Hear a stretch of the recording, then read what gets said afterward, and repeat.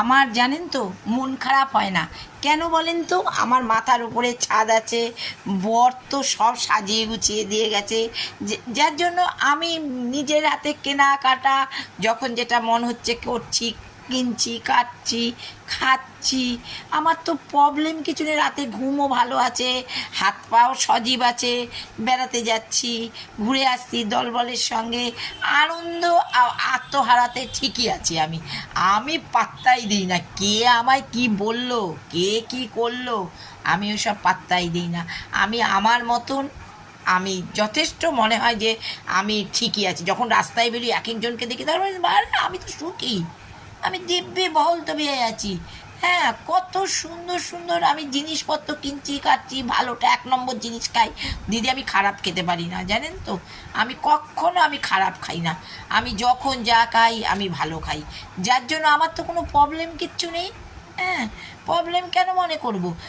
জীবন তো, জীবন তো, এটা তো একটা জীবন। দেখুন আমাকে বাবা মার ঘরেছে জন্মেছি, তারা বড় শাদি করেছে, বড় করে তারা বিয়ে শাদি দিয়েছে, তারপরে তারা স্বামীর কাছে গেছি, স্বামীও তুলনাবিহীন লোক ছিল, তার তো মানে বর্ণনা দিতে গেলে আমার মানে শেষ হয়ে যাবে। বেড়ানো, সাজানো, খাওয়ানো, কোনো দিকে তার ত্রুটি ছিল না। আমি তো সুখী মানুষ। হ্যাঁ, আমার একটা ছেলেকেও তুখার করে মানুষ করেছি, ছেলেটা তো আমারই বলুন। সেদিনকে জানেন তো কি একটা দারুণ একটা কথা শুনলাম। আমাকে একজন মন্দিরে গেছি, বিপত্তারিণী পুজোর দিন পুজো দিয়ে বেরোচ্ছি, এক ভদ্রমহিলার সঙ্গে দেখা, আরে আরে আরে চেনা চেনা লাগছে, খুব চেনা, অমুকের মানা অমুকের মানা। সেও বয়স হয়েছে, আমাকেও দেখে না, আর দাদা চলে গেছে সে জানে না। বলছে দাদা কবে গেল? আমি বললাম এই তো 22-এ গেছে। বলে আপনাকে তো দেখি না একদম। আমি বললাম আমি ছিলাম না গো, আমি ছেলের কাছে চলে গিয়েছিলাম, ছেলে নিয়ে গিয়েছিল, ছেলের কাছে ছিলাম, ওখানে গিয়ে থাকতে পারলাম না, চলে এসেছি। হ্যাঁ হ্যাঁ, থাকবেন কি করে, এখনকার বউরাই তো স্বামীগুলোকে ওরাই তো পেটে ধরেছে, ওরাই তো বের করে, যার জন্য আর মায়েদের তো স্থান নেই, ওই জন্যই থাকতে পারলেন না।